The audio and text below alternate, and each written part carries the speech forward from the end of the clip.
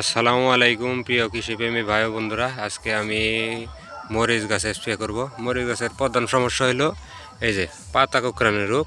আমার তেমন এটা হয় নাই, মানে কি মোটামুটি ধরতেছে আর কি। মরিচের গাছে দুই ধরনের পাতা কোঁকড়ানি হয়, একটা হলো নিচের দিক পাতা কোঁকড়ায় আর একটা দিক উপরের দিক পাতা কোঁকড়ায়। এর কারণে আমি আজকে দিব সাইবারমেথিন গ্রুপের, এটা হলো অ্যাগ্রোমেথিন, এটা হলো নাপকো কোম্পানির। আর সাথে ছত্রাকনাশক দিব এই পবিনেপ গ্রুপের ওরাকল।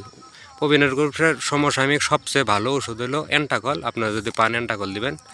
আমি এন্টাকল পাই নাই বাজারে, আর কারণে ওরাকল নিয়ে আসছি। আর সাইবারমেথিন গ্রুপের অ্যাগ্রোজিপ। এখানে এই যে ছোটো ছোটো সিপ পোকা থাকে, এগুলো যে পাতার নিচের দিক থেকে স্প্রে করতে হবে, তাহলে ভালো রেজাল্ট পাওয়া যাবে। আর অবশ্যই 4 থেকে 5 দিন পরে স্প্রে করা লাগবে। আর আর আর আজকে যদি আপনারা স্প্রে করেন তাহলে আবার অবশ্যই 4 দিন বা 5 দিন পরে স্প্রে করতে হবে। আর এই সাইবারমেথিন গ্রুপ ছত্রাকনাশক বাদ দিয়ে দিতে হবে অ্যামাভেক্টিন। অ্যামাভেক্টিন গ্রুপটা অনেক ভালো কাজ করে ওই মাকড়ের জন্যে।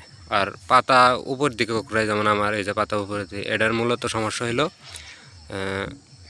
মাকড়ের সমস্যা, মাকড়ের জন্য। আর স্প্রে করতে হয় অবশ্যই সন্ধ্যাবেলাতে স্প্রে করতে হবে। এই যে গাছের গ্রোথ মাশাআল্লাহ অনেক ভালো, এই যে ফুল চলে আসছে আর খুঁটি দিয়ে দিছি গাছ মাশাআল্লাহ।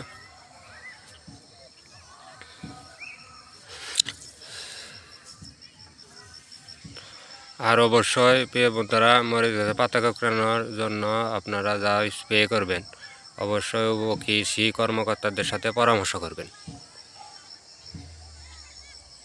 ঠিক আছে, ভালো থাকেন। আবার কথা হবে পরের ভিডিওতে, আপডেট জানাবো। আসসালামু আলাইকুম।